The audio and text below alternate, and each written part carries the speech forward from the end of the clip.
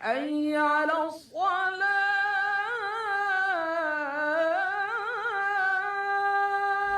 Ini adalah tayangan azan maghrib waktu Jakarta.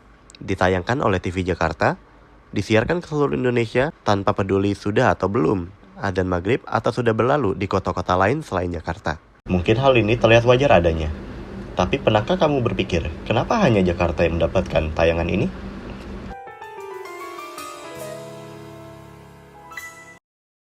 Fenomena seperti ini ternyata tidak hanya terjadi di tayangan azan maghrib. Coba kamu perhatikan tayangan berita di televisi nasional berikut. Tur operasi dan keselamatan PT Transjakarta. Kemudian yang ini. Adapun momen paling menggelitik pada debat kali ini adalah dan yang ini. Ini ada 3 ruas jalan di Jakarta yang diberlakukan pengalihan arus lalu lintas. Penelitian Remo TV bersama dengan Fakultas Ilmu Komunikasi Universitas Padjadjaran menunjukkan siaran berita apa saja yang ditayangkan di 10 stasiun TV di Jakarta yang bersiaran nasional. Ternyata 48% sumber beritanya berasal dari Jabodetabek, 7% merupakan berita internasional, dan 45% sisanya berasal dari luar Jabodetabek. Yang artinya, rata-rata tiap provinsi hanya mendapatkan ruang pemberitaan sebesar 1,15%. Ini memperlihatkan bahwa separuh isi berita di TV nasional hanya mengangkat persoalan di dan dari Jabodetabek. Memang, berita asal Jabodetabek bisa juga berguna bagi publik di daerah lain selama berita tersebut mencakup kepentingan publik nasional. Misalnya, kebijakan pendidikan nasional, kenaikan harga BBM, pemilu presiden, pergantian kabinet, dan lain-lain. Oleh karena itu, nilai guna sebuah berita juga perlu diukur dari cakupan atau dimensinya. Penelitian yang dilakukan Remo TV menunjukkan 36% berita berdimensi nasional, 9% berita berdimensi internasional, dan 55% berita berdimensi lokal. Meski berita berdimensi lokal mendapatkan presentasi yang tinggi, tetapi sebagian besar berita tersebut berasal dari Jabodetabek, yaitu sekitar 38%, disusul dengan Jawa Timur 12%, Jawa Barat 9%, tidak termasuk Bogor, Depok, dan Bekasi, Jawa Tengah 5%, dan Sulawesi Selatan 6%. Pada berita berdimensi nasional, Jabodetabek juga mendominasi pemberitaan dengan porsi 73%. Disusul Jawa Timur 3%, Jawa Barat 2%, Jawa Tengah 2%, dan Sulawesi Selatan 1%. Itu artinya, hanya Jabodetabek yang punya potensi lebih untuk menjadi berita nasional. Fenomena ini atau fenomena Jakarta Centers ini sebenarnya udah cukup lama ya masalahnya, dan saking lamanya sampai di mata masyarakat tuh udah wajar gitu bahwa media konvensional terutama TV ya emang masuk akal gitu untuk terus dihubungkan dengan Jakarta. Secara kan Jakarta itu adalah ibu kota negara gitu. Jakarta juga menjadi pusat ekonomi Indonesia gitu. Jadi wajar-wajar aja lah kalau media itu selalu terkait dengan Jakarta. Kira-kira bagaimana sih sentralisasi media TV di Indonesia itu bisa terjadi? Bermula dari tahun 1962, di mana saat itu Indonesia cuma punya satu stasiun televisi yang dimiliki oleh pemerintah, yaitu TVRI. Dalam praktik penyiarannya, TVRI tidak terlalu terpusat di ibu kota. Walaupun TVRI pusat terletak di Jakarta, namun ada TVRI lokal di berbagai daerah yang memuat konten lokal. Hal inilah yang disebut dengan siaran berjaringan. Kemudian TV swasta mulai muncul pada tahun 90-an dengan konsep yang sama, yaitu siaran berjaringan. Dimulai dengan RCTI di Jakarta dan SCTV di Surabaya. Nah, kalau mereka mau siaran di luar daerahnya, mereka itu harus punya kantor cabang di daerah lain. Misalnya RCTI di Bandung dan SCTV di Denpasar, Bali.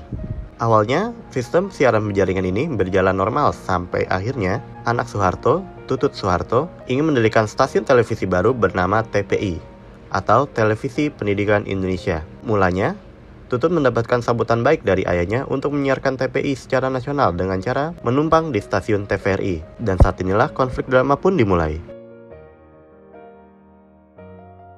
Bambang Triatmojo yang merupakan pemilik RCTI yang juga merupakan adiknya Tutut, sedangkan Sudi Katmono pemilik SCTV yang juga merupakan adik sepupunya Soeharto, mereka menginginkan hal yang sama dengan TPI, yaitu untuk menyiarkan tayangannya secara nasional.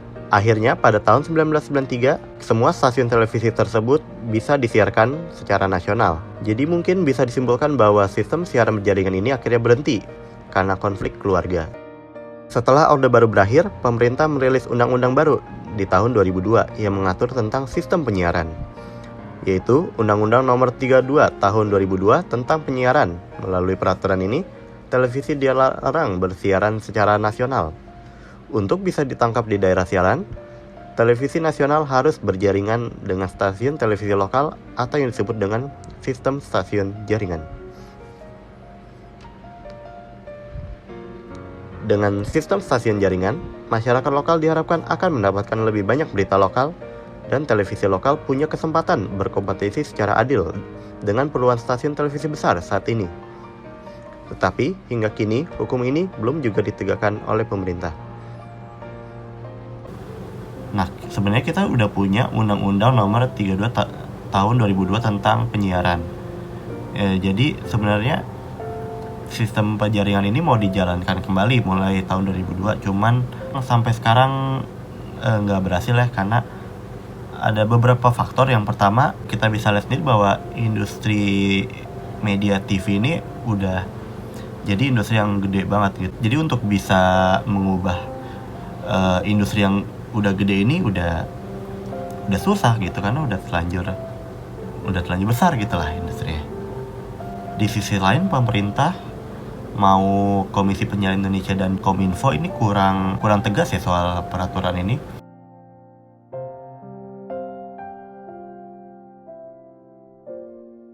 Sentralisasi industri ini punya masalah keadilan ekonomi dan juga keadilan informasi. Misalnya, dari sektor ekonomi, TV mendapatkan uang dari iklan karena mereka bisa bersiaran secara nasional, tetapi duitnya semua berkumpul di Jakarta. Yang untung pengusaha Jakarta, yang digaji ya orang-orang yang tinggal di Jakarta. Sedangkan yang dari luar Jakarta hanya jadi kontributor yang upahnya nggak seberapa dibandingkan orang-orang yang kerja di Jakarta. Jika sistem stasiun berjaringan benar-benar diterapkan, masyarakat lokal akan mendapatkan lebih banyak berita lokal, dan televisi lokal punya berkesempatan berkompetisi secara adil dengan puluhan stasiun televisi besar saat ini. Jika persaingan adil, maka perputaran roda ekonomi industri televisi di daerah akan tumbuh dengan sendirinya dan tidak terus mengalir di Jakarta. Dengan begitu, TV lokal bisa tumbuh dengan sehat, sehingga konten dan perspektif lokal bisa diharapkan tumbuh. Sayangnya, Undang-Undang Nomor 32 Tahun 2002 belum juga ditegakkan. Pemerintah gagal untuk mengatur industri swasta untuk mematuhi undang-undang, karena Indonesia itu bukan Jakarta. Republik ini terlalu luas kalau cuma dirangkum cuma untuk Jakarta. Padahal di luar Jakarta masih banyak masyarakat yang punya persoalan dan mereka butuh peran media. Dan warga lokal tuh juga punya hak atas informasi yang berguna bagi masyarakat. Dan itu nggak ada di TV nasional sebab Jakarta sentris ini. Nah, jadi dalam situasi seperti ini negara ditantang untuk memilih berpihak kepada siapa nih? Berpihak kepada televisi nasional atau berpihak kepada masyarakat?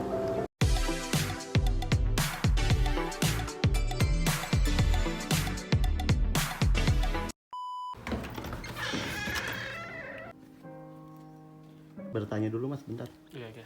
Ya. Namanya siapa dan dari provinsi apa mas? Nama saya Cakra dari Provinsi Banten.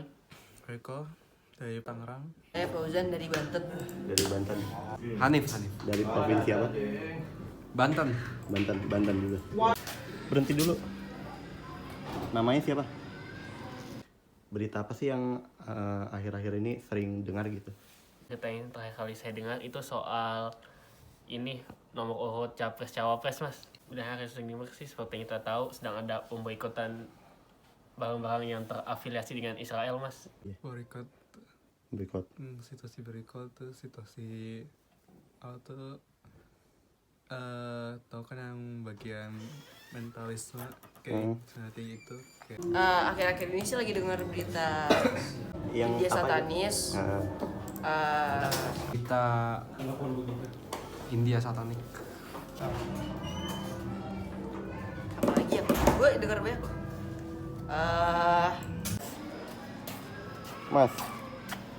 Yalah. Kalau di Banten ada berita apa, Mas? Berita soal ini Bapak boikot produk-produk yang dukung agresi Israel. Di Banten. Gua survei kan, nah McDonald, KFC, nah gua liatin tuh pada sepi semua. Lihat langsung. Nah, Kalau di Banten ada berita apa? Yang pernah dengar? Belum ada informasinya yang terkait dari tadi. Kalau di Banten sendiri ada berita apa sih, Mas? Kalau di Banten yang sudah ramai adalah paling ini cuacanya panas sekali, tidak hujan-hujan. El Nino. Apa ya, Banten? Itu di Tandon, Mas. Oh. Ada kecelakaan pengendara sepeda listrik. Oke, terima kasih, Mas. Sama-sama, Mas.